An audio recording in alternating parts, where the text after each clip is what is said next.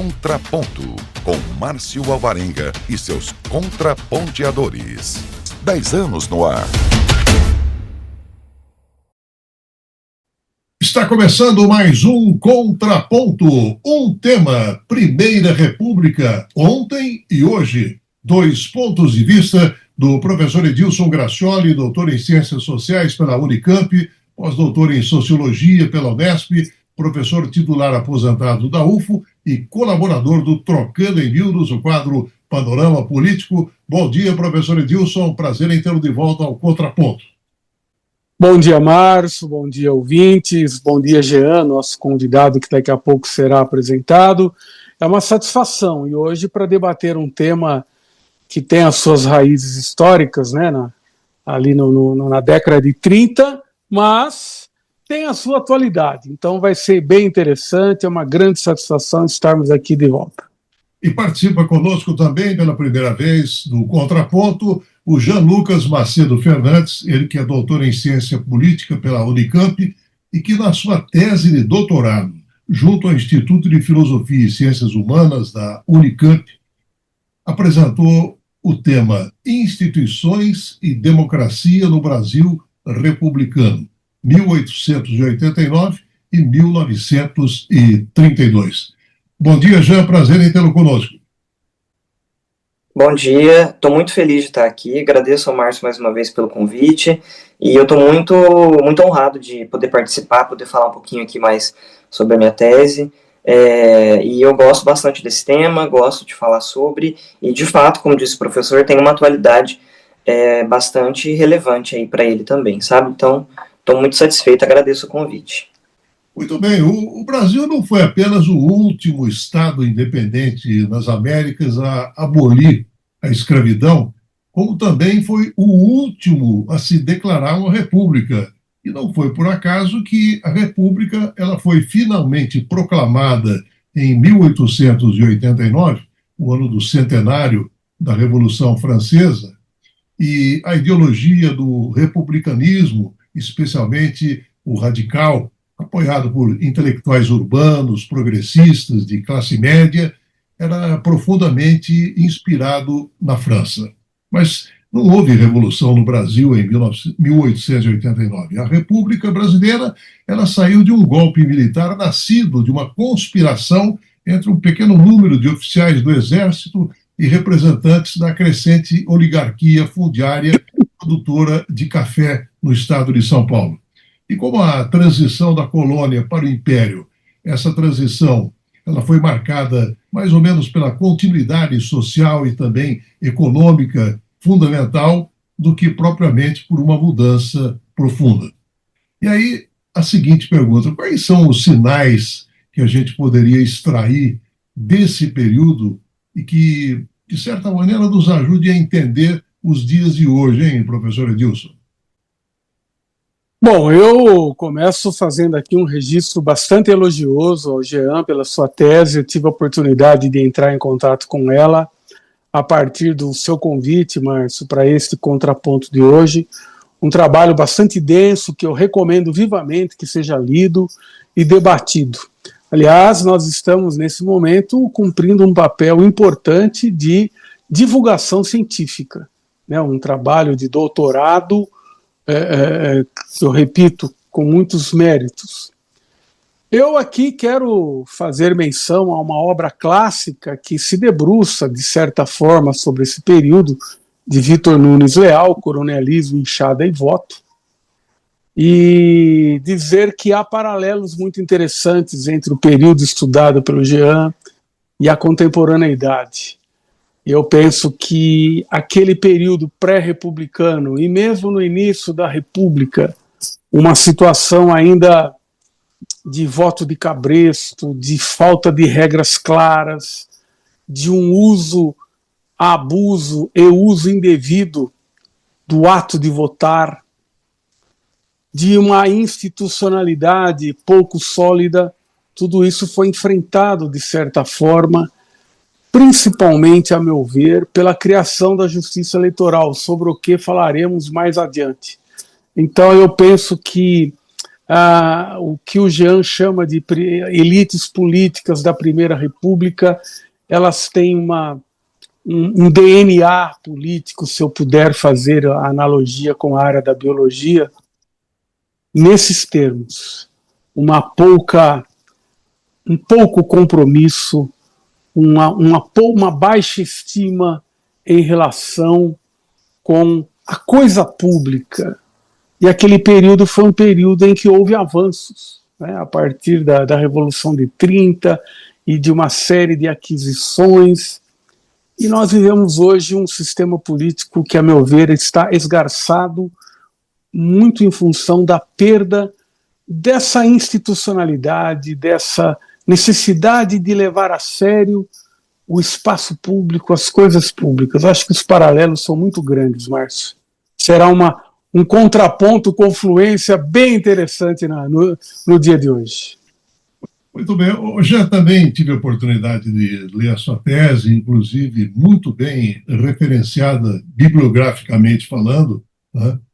Agora eu pergunto, nesse seu trabalho de pesquisa, né, qual foi o momento em que você, de certa maneira, se deparou com algo que você não sabia e que não esperava encontrar? Olha, eu acho que a primeira grande questão, assim, que até me chama a atenção nesse trabalho, né, e que me fez escolher esse tema, me fez ir para essa vertente, é a questão do preconceito, né, no sentido literal da palavra, que se tem com relação à Primeira República. Então, é bem por aí que o professor Edilson colocou, né, a questão da baixa participação política, dessa ausência de povo mesmo engajado, participando, pleiteando direitos, né, uma coisa ali muito de uma transição por transação, como se costuma falar nos grandes marcos do Brasil, né, usa-se essa expressão muito para 64, para 85, final da ditadura militar. Mas eu acredito que tem outros períodos brasileiros aí, como 1889, que também foi uma transição por transação nesse sentido, né, de baixa participação. Só que qual que é a questão, o Márcio e Edilson? Durante muito tempo, eu fiquei, assim como muitos, né, nessa ideia de que a Primeira República é uma república velha, como o nome conhecido. E a grande coisa que me fez assim mudar a minha maneira de pensar e que foi realmente uma novidade para mim, foi entender a complexidade que é o arranjo institucional daquele período. As coisas não eram tão simples como se desenhava a partir da ideia de uma política do café com leite, né? Então Minas reveza com São Paulo, a cada 4 anos uma elite assume, e aí tá tudo bem, e o voto é controlado mesmo, é muito previsível, e o coronelismo, né, como bem lembrou o professor Edilson, né, na tese do Vitor Nuziel, é o que manda ali em tudo e acabou por aí. E na verdade não é isso, né? Então eu acho que essa complexidade institucional que a Primeira República tem, eu acho que sem dúvida foi a grande novidade assim para mim. E uma das coisas que eu fiz questão de elucidar na tese, né? Até porque eu evito, acho que se eu fazer aquele Ctrl F no meu PDF do texto, provavelmente não vai ter a expressão República Velha, ou se for ter, vai ser explicando ali alguma coisa, porque eu quero realmente mostrar que existem outros aspectos ali relevantes para se compreender a democracia hoje, que começaram lá. Professor Edilson, durante as eleições na Primeira República, né, foram disputadas apenas pelos partidos estaduais, e em cada estado, por exemplo, Partido Republicano Paulista, o Republicano Mineiro, o Rio-Grandense e assim por diante, né?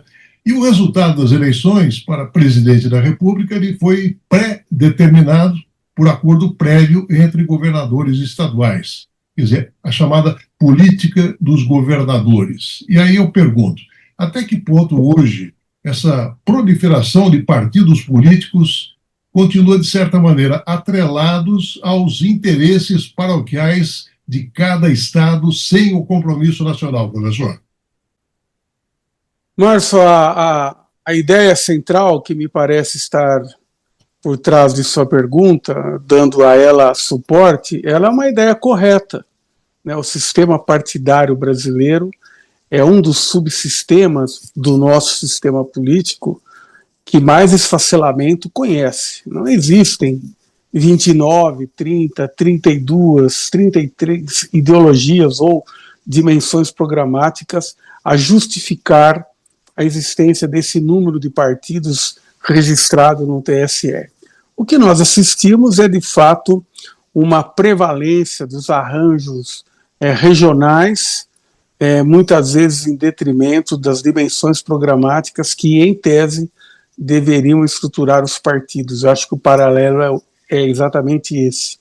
Mas eu gostaria, primeiro, de enaltecer a feliz escolha no caso do Jean, e mesmo da sua parte, Márcio, você fez a pergunta usando a expressão Primeira República, porque de fato foi uma Primeira República.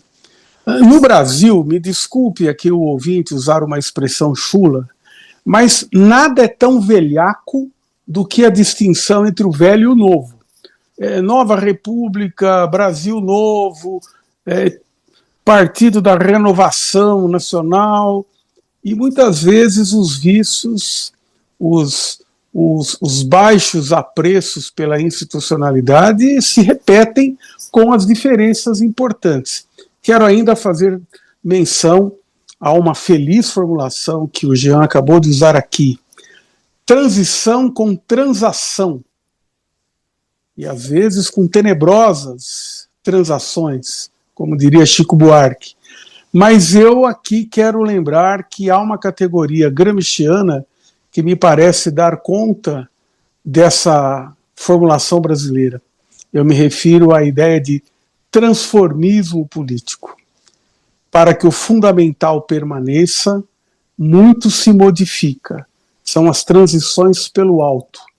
E a gente não vai entender adequadamente a configuração da Primeira República sem nos lembrarmos do seguinte: na própria Europa, o que nós hoje, Márcio, chamamos de partido político surgiu no século XIX como resultado de lutas de inspiração socialista. Somente a partir disso os partidos deixaram de ser clubes eleitorais hermeticamente fechados à burguesia ou à aristocracia decadente, para oxigenados pelas lutas pelo voto universal, pelo direito de votar, pela possibilidade de mandatos remunerados, só a partir do século XIX. Ora, o Brasil, o que é a Primeira República? É aquilo que se segue à proclamação da República e vai até 30? Pois é, o Brasil não esteve assim tão defasado em relação às formações econômicas sociais europeias. Não precisamos ter, mesmo nesses tempos, ou principalmente nesses tempos de Donald Trump, nenhum complexo de vira-lata. Exatamente. No seu contraponto, a propósito, inclusive, o professor Edilson citou o Gramsci, né? E o Gramsci ele tem uma frase que diz que o presente contém todo o passado. E aí o seu contraponto, então, Jean. Então, eu concordo plenamente com o professor Edilson. Eu acho que a gente tem um histórico aqui de muitos processos que são colocados ali de maneira a ser resolvidas pelo alto. E isso é uma coisa que, inclusive, faz a conexão do meu período histórico com a atualidade, né?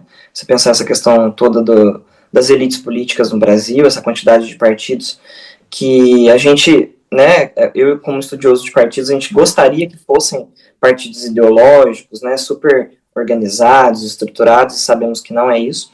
E isso também é uma descoberta que eu fiz ao longo da tese, Márcio. Eu não esperava que eu fosse, parece óbvio agora, né, mas eu não esperava que eu fosse encontrar essa ponte do passado, que eu estou estudando, com o período nosso aqui atual, sabe? Eu achei que realmente eu ficaria ali numa coisa muito de bases e origens, até porque o meu mestrado foi sobre o período contemporâneo, né? E eu estava muito desanimado com isso, eu estava com dificuldade mesmo de explicar e de entender e abraçar um tema que para mim era muito sensível, que era a questão dos partidos conservadores e tudo mais. Então, quando eu fiz esse movimento de ir para o passado, eu falei, vou ficar quietinho lá, né, estudando pessoas que já morreram, instituições que ficaram ali no seu período e vou esquecer da atualidade. E, na verdade, não é isso. Né, o meu contraponto vai justamente nessa novidade, assim, e de como que, não só na República, eu estou lendo agora um livro da Lilia Schwartz com eu tô com o nome dela aqui, me fugiu o nome dela, com a Heloísa Starling, a historiadora. Brasil, uma biografia, né? É um livro enorme, de mais de 500 páginas, que faz uma biografia mesmo, né, por assim dizer, do Brasil. E eu estou justamente nesse período de transição do Império para a República. Coincidentemente, eu estou lendo essa parte. E lá se fala muito sobre isso, né, que mesmo entre, olha que curioso, mesmo entre as elites favoráveis ao republicanismo, não se discutia, por exemplo, o fim da escravidão. Então, a gente tem aquela mania de associar, né, a novidade, né, como o professor Edilson colocou, como uma coisa que realmente, né, está quebrando tabus, está surgindo ali uma coisa completamente diferente, e, na verdade, não. Então, você tem todo um movimento republicano ali acontecendo, que, obviamente, esses caras estão ali na transição do Império para a República, mas eles vão depois ocupar cargos no governo republicano com essa mentalidade ainda bastante escravocrata, com uma mentalidade bastante ali conservadora do ponto de vista da participação política. Né? Então, mesmo em períodos anteriores à República, a própria colônia, você tem continuidades aí que são carregadas, né, no jogo político. E aí, para concluir meu raciocínio, o professor Edilson e Márcio, é uma coisa que até ao longo do meu trabalho, e à medida que eu ia conversando com as pessoas, aparecia isso, né? Nossa, mas você é louco de querer achar democracia na Primeira República. Não existe isso. E aí eu rebatia para as pessoas, né? Mas quem falou que eu estou querendo encontrar democracia? Né? Eu também não vou fazer isso, né? Chegar e falar, olha, como tudo era lindo, maravilhoso, tudo, né? Você tinha ali todo um arranjo participativo, popular. Claro que não é isso. Mas é justamente nesses meandros, né? Em meio a toda essa política pelo alto, que você vai tendo ali indiretamente o surgimento de aspectos de uma democracia representativa, sabe? Então, eu gosto de trabalhar essa contradição ao longo da minha tese. Já que o Jean deu uma dica de leitura, aqui vai outra, Trincheira Tropical, do Rui Castro, uma leitura rigorosamente obrigatória para os dias de hoje. E, professor Edilson, voltando, né? Lá em 1930, a Revolução acabou colocando fim na Primeira República, aí aquela hegemonia da oligarquia do café de São Paulo, que não foi de forma alguma aí uma revolução, e aí Getúlio, governador do Rio Grande do Sul e o candidato derrotado nas eleições de março, ele chega ao poder com o resultado de uma rebelião armada e que foi liderada por membros dissidentes da elite política, especialmente do Rio Grande do Sul e Minas Gerais, mas também em São Paulo. E aí, oficiais militares descontentes, o que acabou desencadeando a intervenção do Exército Federal para remover o presidente Washington Luiz do cargo. E representou mais uma mudança nesse equilíbrio de poder entre as elites regionais desembarcadas, muito mais do que o surgimento de novas forças sociais. E aí trouxe, então, esse movimento, os militares ao centro do poder, onde permanecem pelos próximos 60 anos. E aí eu pergunto, onde é que está o paralelo histórico, professor Edilson? Há muitos paralelos históricos, a presença dos militares está posta até antes disso, né, desde a proclamação da República, a própria forma com que movimentos críticos ao período republicano foram tratados com truculência, com dura repressão. Os militares, veja, é bom deixar bem claro que aqui quem está falando é um neto de militar, meu avô era um militar legalista, nacionalista, trabalhista. Quando ele entrou para a reserva, eu já te contei isso, Márcio, ele inclusive se filiou ao PTB. Então aqui não vai nenhum ranço contra as Forças Armadas, longe disso. Nós precisamos de Forças Armadas muito competentes para que elas cumpram os seus papéis constitucionais. Mas a ingerência dos militares na vida política é uma regra da vida brasileira, digamos assim. Mas você destacou um período, exatamente o início ali dos anos do primeiro governo Vargas, né, que eu quero trazer para a reflexão com o Jean. Eu fiquei muito bem impressionado, Jean, com o destaque e a propriedade com que você apresenta as informações sobre a formação da justiça, a criação da justiça eleitoral. E tem uma questão que eu queria dialogar aqui com você. Você diz lá pelas tantas, a página 172 da sua tese, abro aspas, paralelos a essa discussão sobre uma nova Constituição, os anos de 1930 a 1932 demonstraram para o governo provisório que não daria para ignorar as pressões das antigas elites oligárquicas ainda influentes no nível regional.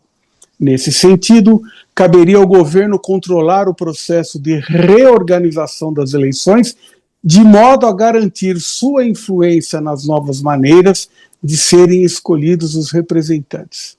Então, veja, porque a chamada Velha República, ou Primeira República, para usar a expressão mais feliz que você utiliza, ela tinha que enfrentar isso, porque as frações de classe, aqui eu vou usar uma categoria, viu, Márcio, do Nico Poulantzas, as frações de classe que compunham o bloco no poder na chamada Primeira República, elas não entregaram a rapadura de graça, não.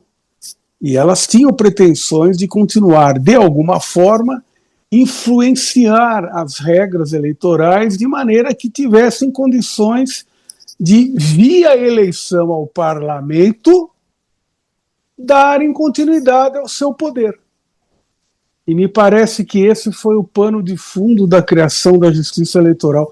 Eu gostaria, Márcio, até extrapolando o papel que me cabe aqui, de ouvir o Jean um pouco sobre isso, porque eu acho que a criação da justiça eleitoral, hoje tão massacrada por quem não quer saber de regra nenhuma, por quem confunde liberdade de expressão com liberdade de praticar crime, eu gostaria de ouvir um pouco, porque eu fiquei muito bem impactado com a sua análise sobre a justiça eleitoral nas suas origens.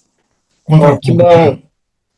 Que bom, professor. Fico contente pela leitura atenta, pelos comentários. Eu fico realmente muito, muito feliz assim, de poder falar sobre isso. E agradeço mais uma vez pelos comentários, pelo elogio. Eu confesso que quando eu lancei o projeto, e aí voltando à pergunta inicial do Márcio, né, sobre as novidades, e foram muitas ao longo desse trabalho, eu não esperava trabalhar com justiça eleitoral. Eu achei que meu recorte acabaria lá em 1930 mesmo, né? E tudo bem, a gente falaria ali sobre eleições, sobre partidos, a importância dos partidos para a organização dos pleitos e tudo mais. Porém, na minha qualificação, eu tive a oportunidade de receber os elogiosos comentários e bastante provocativos do professor Andrei Korner. Não sei se o professor Edilson conhece. Conheço, nós disputamos certa vez um concurso na Unicamp em que ele foi aprovado em primeiro lugar. Conheço, sim. Que legal. O professor Andrei vem dessa área do direito, né? E a gente queria alguém que saísse um pouco desse horizonte de partidos e eleições para trazer ali uma outra perspectiva, né? E aí foi onde ele me disse, por que não trocar, né? Trocar não, né? Acrescentar a justiça eleitoral como a grande conclusão, como a grande culminância de um processo que vem se estabelecendo aí desde a Primeira República, pelo menos, né, desde os anos iniciais ali. Porque até então, o que parece, né, o que você vê na literatura, é que teve essa necessidade aí das elites se reorganizarem, tudo, pronto, foi lá e surgiu a justiça eleitoral. Né, é bem nessa linha do que está no parágrafo ali. Só que, na verdade, tem muita coisa por trás, né, e a justiça eleitoral, na verdade, ela é o resultado. E aí, isso é uma coisa que o professor Andrei trouxe na época, que a gente debateu com a Raquel depois, e realmente faz muito sentido, que a justiça eleitoral ela é o resultado, na verdade, de não só vitórias, do ponto de vista da organização das eleições, mas também de derrotas, de frustrações, de experiências que foram mal sucedidas. Então, por exemplo, eu destaco ali algumas legislações, né, que tiveram como intenção fazer a reforma eleitoral. Eu falo da Lei Rosa e Silva, de 1904, falo da reforma eleitoral de 1916, e esse era o meu mote inicial, né? Poxa, se as eleições são sempre fraudadas, por que há necessidade de estar sempre ali revisitando a legislação? E, na verdade, a Justiça Eleitoral, né, pegando esse processo histórico, né, analisando ela do ponto de vista longitudinal, ela é o resultado dessas reformas, ela é o resultado dessas eleições que iam acontecendo de maneira muito organizada, ainda que muito fraudadas, e ela foi a responsável por sedimentar todo uma demanda social que vinha ali desde os anos 20, porque se a gente pode falar de participação na Primeira República, a gente não pode esquecer dos anos 20, né, o tenentismo, a gente pensar toda a euforia social ali com as greves, né, e tudo mais. Então a Justiça Eleitoral... começa, me permita, Jean, que começa inclusive um pouco antes. A famosa greve de 1917 em São Paulo. Sim. Aí, viu, Márcio? O time para o qual torcemos tinha torcida lá empunhando a bandeira do Esporte Clube Corinthians Paulista na greve de 17. Exato. Isso daí, o maravilhoso documentário Os Libertários, produzido no arquivo de Garland Roth da Unicamp, demonstra. Então, você tem processualidade histórica. Me desculpe a interrupção, já. Não, perfeito, professor. Esse adendo mesmo. Eu falei anos 20, mas eu estava na cabeça com esse marco que foi 1917. E se quiser voltar até um pouquinho antes, você já viu isso, né? Então a Justiça Eleitoral ela surge num contexto em que você tem ali a pressão toda dos paulistas, né, pela promulgação de uma nova Constituição. Você tem ali todo aquele contexto de governo provisório, de um rearranjo de elites. E aí é claro que a Justiça ela tem esse papel de sedimentar um pouco esses desejos de competição e de representação, que, óbvio, eu não consigo nem afirmar isso com clareza, mas é notável que não são elites necessariamente democráticas, né? A gente está falando ali de grupos que foram alijados do poder e querem voltar simplesmente. Exatamente. Né? Então, e aí a Justiça ela tem esse papel muito curioso, assim, eu acho que vale até estudar melhor a Justiça enquanto órgão, né? O Vargas tem ali depois todo um processo de expansão da máquina pública, e eu encontrei assim, alguns dados, eu acabei não me aprofundando porque não era esse o objetivo, mas assim, alguns dados da quantidade de funcionários, por exemplo, que foram surgindo nos estados, né? Funcionários da Justiça Eleitoral. Então, essa coisa do material mesmo, né? Agora aqui nós teremos um cartório eleitoral nessa cidade, né? Nós teremos aqui funcionários, burocracia, que é a própria construção do Estado Nacional que o Vargas se propõe, né? Só que isso já seria outro trabalho, obviamente. Então, eu encaro a Justiça Eleitoral como fruto dessas múltiplas contradições, né? E ela vem como uma forma de resolver aquilo, né? É claro que tem muito mais coisas no meio, mas eu gosto de dar esse insight, né? E se me permite um comentário, professor Edilson, e o Márcio também, voltando na questão dos militares, né? Isso é tão antigo, né? É tão importante essa discussão, que eu até falo na minha tese também sobre a eleição de 1910, do Hermes da Fonseca com o Rui Barbosa, que já naquele contexto, olha o nome da campanha do Rui Barbosa, né? Campanha civilista. E já se discutia, né, qual é o lugar desses militares na política, né? E aí a Justiça Eleitoral, obviamente, lida com mais essa contradição. Ela precisa trazer isso e resolver do ponto de vista da representação, né? Mas, enfim, só para fazer esse gancho, porque eu acho legal trabalhar a campanha de 1910, que ela foi a primeira eleição, assim, de fato, mais popular, entre aspas, né, dentro do que se esperava para a época, né? Foi a mais disputada, mais imprevisível. Claro que o candidato do governo, né, o Hermes, acabou vencendo, mas colocou em xeque, trouxe ali para a cena pública uma questão, que era a representação militar no governo. Agora, professor Edilson, essa exigência que remonta, inclusive, à Lei Saraiva de 1881, né, e que efetivamente acabou privando 85% da população masculina adulta, transformando aí o sufrágio universal em privilégio oligárquico. E esse sistema federal, ao invés de promover a participação democrática, ele permitiu que os chefes regionais acabassem consolidando o poder por meio de um sistema coronelismo, onde os homens fortes acabavam controlando aí os votos rurais por meio do clientelismo e também da própria coerção.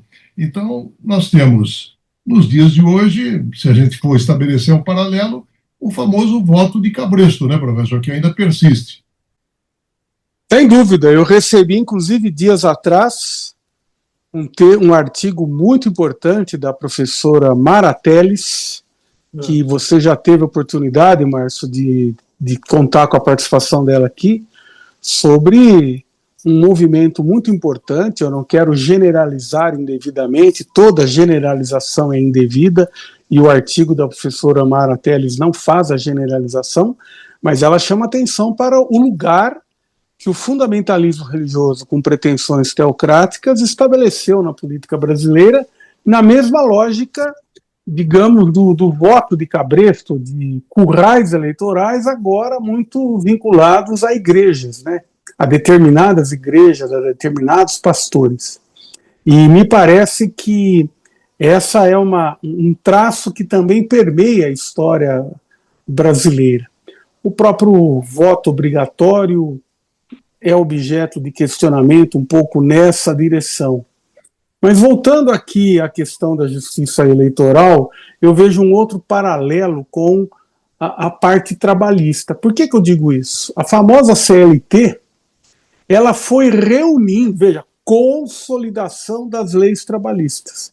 Ela reuniu legislação que já existia, inovou em alguma coisa, e vale também para a experiência da justiça eleitoral, porque houve um acúmulo de tentativas de moralizar o pleito, e você chama atenção, Márcio, para algo que me parece ser igualmente importante. A democratização da democracia republicana não chegou pronta. Foi um processo. E também nesse aspecto nós não precisamos ter o mesmo complexo de inferioridade. Cito aqui um livro muito importante de Norberto Bobbio, Liberalismo e Democracia, onde ele mostra que essas duas dimensões não começaram juntas. A democracia liberal, nos clássicos, ela não contemplava o voto universal, a possibilidade de elementos das classes trabalhadoras, operárias, votarem. E esse aspecto que você mencionou, esse dado que 85% dos homens, portanto nós já estamos tirando de cena as mulheres, Sim. mas 85% dos homens não votavam, analfabeto não votava, né? Quer dizer, você tinha uma lógica do voto censitário, não no caso brasileiro especificamente, eu estou falando. Então, o direito de votar e ser votado, esse direito foi sendo conquistado, ele não nasce pronto, não é intrínseco ao pensamento liberal a participação democrática, a participação das massas sociais. É muito importante esse trabalho que estamos aqui discutindo hoje, nos limites do tempo de que dispomos, porque ele reforça essa ideia. Cada concreto é o resultado de múltiplas determinações. Isso vale para a justiça eleitoral, vale para o direito de votar e ser votado, e revisitar o passado, descobrindo novas determinações que ainda não foram evidenciadas pela pesquisa científica, é uma tarefa impressionantemente atual, ainda que o objeto seja a Primeira República, o começo do período Vargas. Contraponto, Jean. Exatamente, professor Edilson. E eu acho interessante, nas outras perguntas eu já estava com isso na cabeça, mas agora tenho a oportunidade novamente de falar sobre isso que o professor mencionou. o Brasil não é um caso isolado, né? Ele não é um ponto fora da curva, ou uma jabuticaba, como a gente costuma falar muitas vezes sobre as instituições brasileiras, né? Em alguns momentos do meu trabalho, eu só cito, porque isso também não é o foco, mas o que o Brasil entendia por representação, como se praticava essa representação, quem podia votar, quem não podia votar, estava em completa sintonia com o que a gente via nos outros países da América do Sul e até mesmo na Europa Ocidental, né? Então, essa ideia do voto censitário, por exemplo, quando ela termina no Brasil, outros países da América, como a Argentina, o Chile, já vinham também eliminando, né, a questão do voto censitário. Porém, não é como se, de repente, todo mundo começasse a ter o voto universal, né, da noite para o dia. Então, essa questão do voto dos analfabetos, né, de você proibir o voto para os analfabetos, para as mulheres e tudo, isso está em sintonia com o que você vê em muitas, entre aspas, né, democracias, ou o que se entendia por democracia na época. Eu acho que está bem nessa ideia que o professor Edilson colocou, né, da distinção, né, entre liberalismo e democracia, especialmente nessa passagem do século XIX. E aí tem um outro ponto que eu acho que é interessante, pegando a fala aí do professor Edilson também, o que se entendia por eleitor, né, o que se entendia por participação e tal. E é legal pensar que no início da República tinha um chamado voto a descoberto, né, em que as pessoas votavam abertamente, assim, né, você não escondia o seu voto, você poderia declarar aquilo ali e tudo mais, que é claro, era um mecanismo de você também controlar o voto, né, dentro da ideia do voto de cabresto, mas era um entendimento também que se tinha enquanto o eleitor corajoso. O voto não era um ato individual, o voto era um ato coletivo. Então, eu sou tão, dentro do raciocínio da época, né, eu sou tão convicto das minhas ideias que eu vou declarar para todo mundo em quem eu vou votar, porque eu sou honrado, eu sou corajoso, né. Então, até mesmo a ideia de como praticar o voto, né, era diferente. E na Europa você tinha muito essa ideia de uma representação coletiva, né.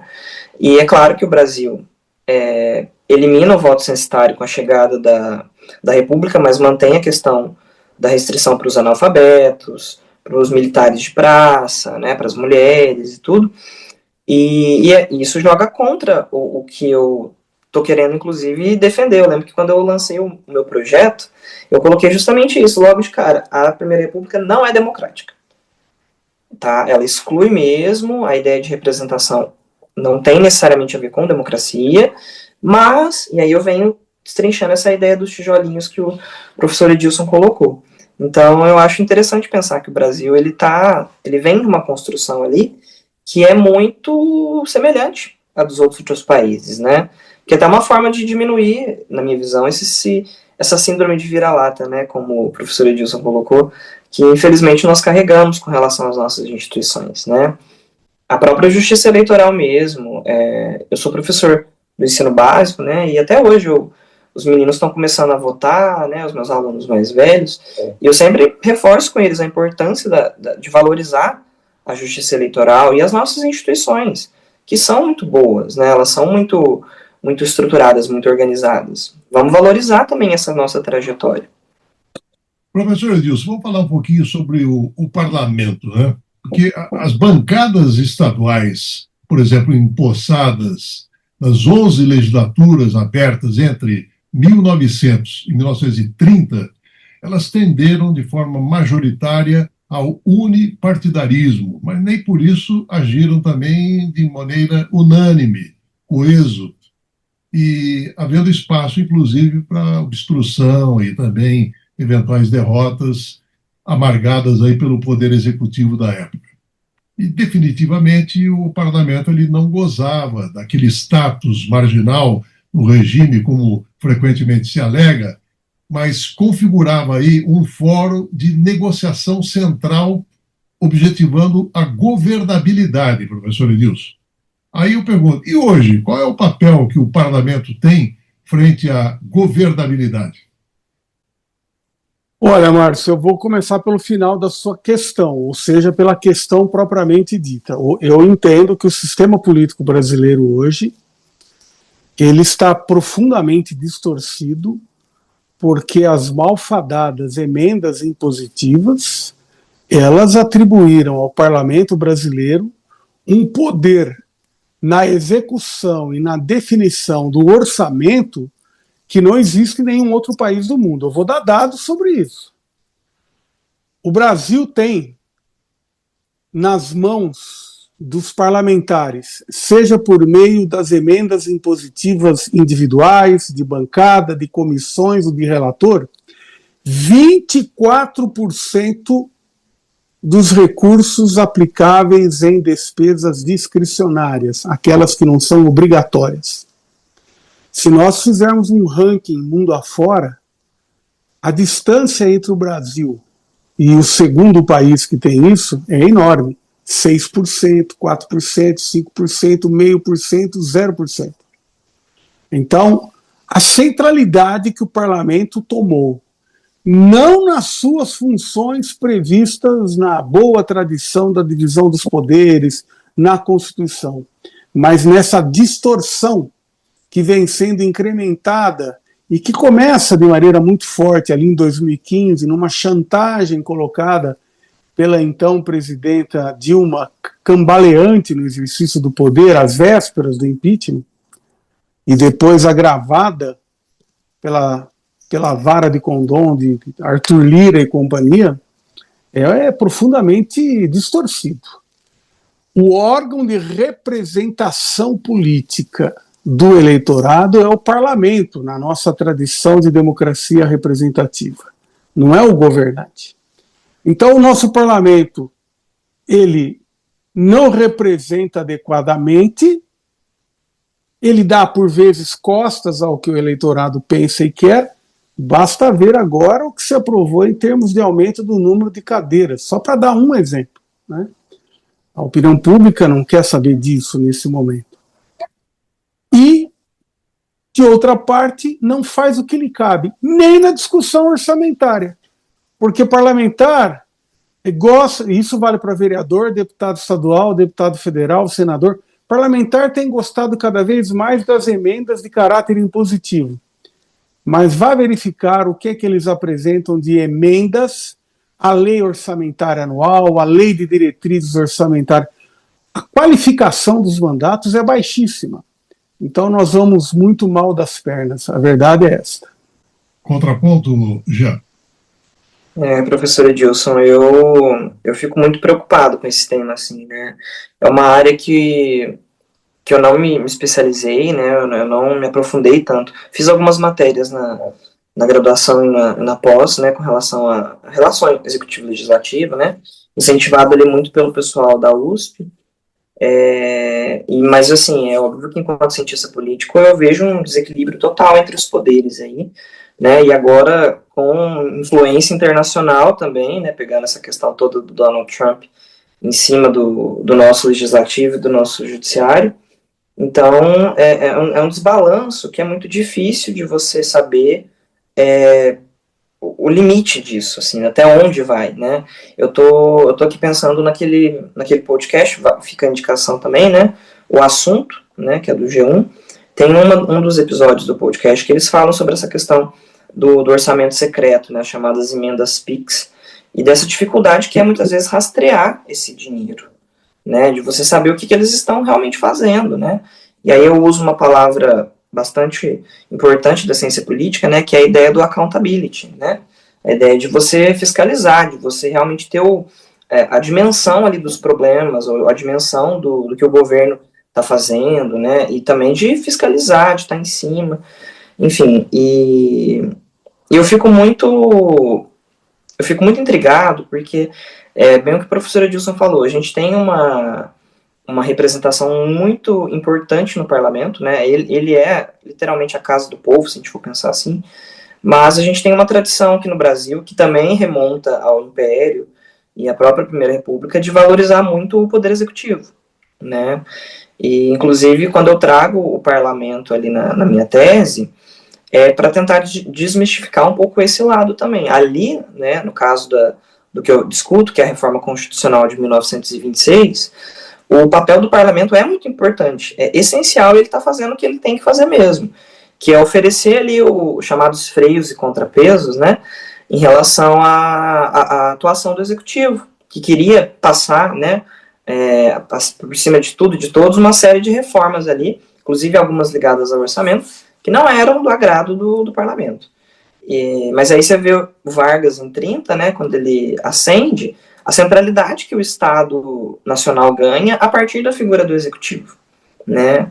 E eu acho que a gente tem um problema, porque a gente tende a culpar muito o poder executivo, né, seja municipal, estadual ou federal, né, por coisas que não competem a ele, ou que são de competências partilhadas ali, né, as responsabilidades não são únicas.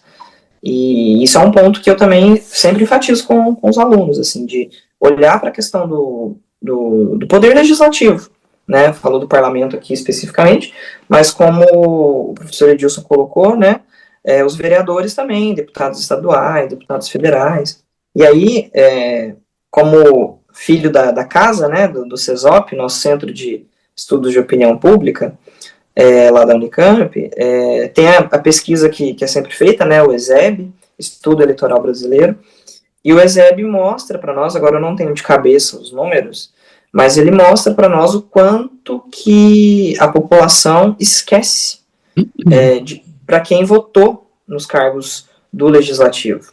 Então, se você pergunta para alguém, quem você votou nas últimas eleições para deputado federal? As pessoas não sabem, para deputado estadual, enfim. É triste, no máximo vereador por conta da proximidade, né? Como é que você vai ter accountability? Como é que você vai saber o que o seu representante está fazendo se você nem se lembra em quem votou? Né? O Jairo Nicolau, me permita, Márcio, Jairo Nicolau, cientista político que estuda muito o comportamento eleitoral, ele diz que em relação às eleições parlamentares de 2014, 45 dias após a eleição, 46% do eleitorado não se lembrava mais de quem tinha votado. Isso para te dar razão nessa última observação sua, Jean. Sim, exatamente. Depois de 2 meses, então, esse índice sobe para 70%, professor. Por aí. Absoluta convicção. Agora, o senhor tinha falado citou até a professora Elmara Teles, né? E a questão do poder teocrático, né, professor Edilson? Queria voltar um pouquinho nisso, que o poder teocrático se caracteriza exatamente quando o governo acaba sendo diretamente ou indiretamente exercido por líderes religiosos e políticas baseadas nos princípios religiosos. E aí, resgatando um pouquinho da Constituição lá de 1891, e ela estabelecia que o Brasil, uma república federativa, naquela época 20 estados autônomos, um congresso bicameral e um presidente eleito para mandato de 4 anos, garantia os direitos individuais, incluindo aí a liberdade de expressão, de reunião, de profissão, enquanto separava a igreja e o Estado. E aí eu pergunto, parece que esses temas voltam nos tempos atuais, professor Edilson. Eles são muito atuais. Eu quero dizer para o Jean que o fato de você ter feito uma tese sobre aquele período e nós estarmos derivando da reflexão sobre ela e sistemas atuais, mostra a relevância do estudo. Então, veja bem, Márcio, se em 1891 a Constituição proclamava a separação entre igreja e Estado, é preciso lembrar que a liberdade de culto foi consignada no texto constitucional apenas de 1946, por obra e graça de uma emenda apresentada pelo deputado por São Paulo, o poeta baiano Jorge Amado, eleito pelo Partido Comunista do Brasil, sigla PCB à época, e ele fez isso por quê? Porque as igrejas protestantes históricas e as religiões de chamada matriz africana, elas eram discriminadas porque o catolicismo exercia quase que o papel de uma religião oficial. Então, de fato, a laicidade do Estado é um valor democrático perseguido, mas eu já estou desistindo dessa batalha. Eu acho que essa é uma luta que nós estamos perdendo de goleada, né? De fato, essa separação ela não se consumou e é preciso estudar isso como um fenômeno. Me permita uma observação rápida, Márcio, que é a seguinte. O Jean fez referência ao fato de que no Brasil se cobra muito do executivo e quase nada do legislativo. O Gramsci tinha uma categoria para dizer que quando se cobrasse ou se olhasse apenas para o Estado e pouco para a sociedade civil, como esfera também da política, se estaria diante de um fenômeno chamado estatolatria. O Brasil vive um reducionismo disso, é uma governolatria. De fato, tudo parece ser imputável ao governo. Não é. O Estado é um conjunto de instituições, faz parte do sistema político, e nós temos muito que caminhar em termos de consciência na própria sociedade civil quanto a isso tudo. Ô Jean, a resistência indígena às políticas republicanas de assimilação ou eliminação representa aí uma dimensão pouco estudada, né? Por exemplo, o Serviço de Proteção Indígena, que foi criado lá em 1910, ele visava de forma explícita transformar os povos indígenas em cidadãos produtivos por meio da destruição cultural. E aí eu pergunto, qual que é o reflexo de hoje com relação à população indígena? Infelizmente, né, Márcio, eu acredito que persiste por parte de muitos políticos essa ideia de uma incivilidade dos indígenas, né, da maneira como eles são, e que deveríamos mudar, né? A gente vê isso, e aí de novo a relação com a religião ela não deixa de ser importante. O avanço, né, das igrejas, né, do movimento neopentecostal, inclusive em aldeias, né, tribos isoladas, né? Não é um tema que eu sou especialista, mas eu tenho acompanhado com bastante sensibilidade para essa questão, né? Então, olha só, você fala aí de 1910, a gente está aqui mais de 100 anos depois, e persiste ainda essa ideia de uma integração, né, da população indígena como se isso fosse bom, como se isso fosse algo importante, como se isso fosse algo necessariamente demandado, né, pela cultura, né, pelos povos indígenas. É claro que é necessário ter... Oi? Não, pode falar. Desculpa.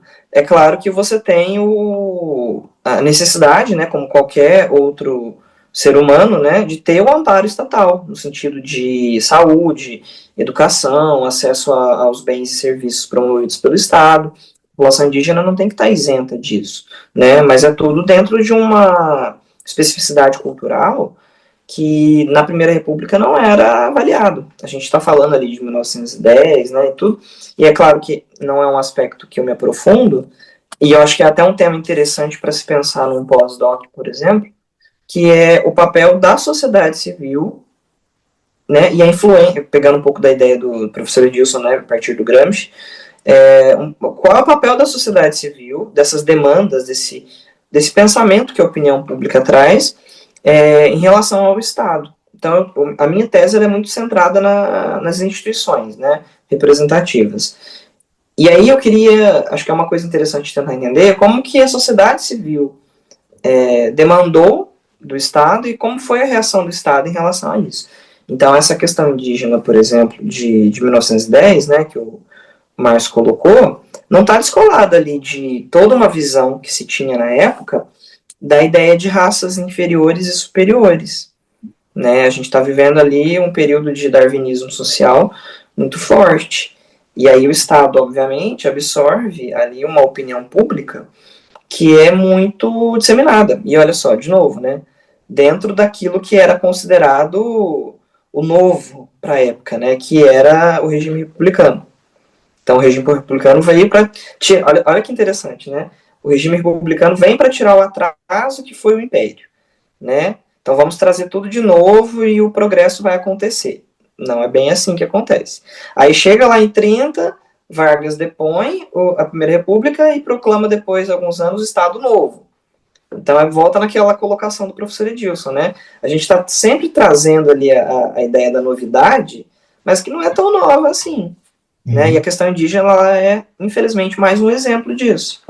né, da perpetuação desse pensamento bastante conservador, racista mesmo, né, com relação a esses povos. Professor Edilson, a propósito, inclusive, da colocação do Jean de raça inferior e superior, né, na Primeira República, as políticas de imigração, elas subsidiavam as chegadas dos europeus, excluindo de forma muito explícita os africanos e também os asiáticos, refletindo aí teorias raciais que viam a grande população negra do Brasil como um obstáculo ao progresso. E aí eu pergunto, e o discurso de hoje coloca que segmento como obstáculo do progresso, professor? Certamente, lideranças sindicais, comunistas, população LGBT, professores. Nós somos tratados como doutrinadores, nós não produzimos nada de bom, nós somos doutrinadores. É assim, eu quero fazer uma homenagem a essa sua pergunta e a última intervenção do Jean, citando o grande escritor, poeta Mário Quintana. O passado não sabe o seu lugar, ele sempre revisita o presente. Então, esse ecos de supremacia racial, aliás, uma tese que não tem lastro na ciência, não existem raças, existe o racismo, ou existem os racismos. O boliviano em São Paulo, na 25 de março, é tratado como indivíduo de segunda categoria, assim como os chineses no passado. Eu venho de uma cidade em que as colônias libanesas, chinesas eram muito grandes, então esse preconceito existe. E hoje você vê, por exemplo, nesse conflito da Palestina, claramente o Estado sionista praticando uma guerra de extermínio, um genocídio, e considerando os palestinos inferiores. É estarrecedor. O passado não sabe o seu lugar, ele sempre revisita o presente. E hoje, a persistência e o aprofundamento da desigualdade durante a Primeira República acabou gerando um debate acadêmico com a relação do liberalismo, modernização, hierarquia social no desenvolvimento brasileiro, né? E os próprios historiadores liberais tradicionais, escrevendo inclusive nas décadas de 1940, 1960, eles tendiam a ver a República como um passo necessário, embora imperfeito, em direção à consolidação democrática, enfatizando aí as conquistas institucionais e também reconhecendo as falhas de implementação. E hoje, quais são as falhas de implementação em tempos de um regime semipresidencialista? Eu acredito que, primeiro, essa questão da representação, de encarar o outro, né, que também quer ser representado como meu inimigo. Eu acho que isso é uma falha muito grande do ponto de vista dos representados, né, não da representação só em si, mas é bem nessa direção que o professor Edilson colocou, né, de você encarar ali, e que a partir da pergunta do Márcio, né, quem são os meus obstáculos? Então, o meu adversário político é simplesmente alguém que não pensa igual a mim. Então, acho que isso é um grande obstáculo. Eu penso que essa questão da falta de mobilização política mesmo, da sociedade civil organizada, acho que a gente tem uma desorganização muito grande do ponto de vista de demandas, né, de construção ali de pautas, né, de trazer ali um debate público realmente naquilo que o Habermas colocaria, né, de uma esfera pública pujante, atuante, né, e que infelizmente o Brasil não tem essa tradição, mas acho que isso é um ponto que joga contra a nossa institucionalidade na representação. E, sem dúvida, a questão desse descompasso entre os poderes, né? Pensando aqui o executivo e o legislativo, isso atrapalha demais a nossa maneira de olhar para os políticos que elegemos, na maneira de cobrar as pessoas certas, né? Então, às vezes, a competência daquilo que eu estou querendo cobrar ou daquilo que eu estou criticando não é nem do governo federal, às vezes é da Câmara Municipal. E eu não tenho eu não consigo saber essa diferença. Então, a população, e claro, né, o que joga também muito contra isso é a questão da própria educação básica, né? Eu, como professor de educação básica, eu vejo muito isso, a necessidade de trabalhar melhor a educação política com os alunos, né? Longe de uma doutrinação, como colocou o professor Edilson, não é esse o objetivo, claro que não, mas as aulas de sociologia, até as de história e geografia, e filosofia, né, vamos fechar o combo das ciências humanas, elas são muito negligenciadas, né?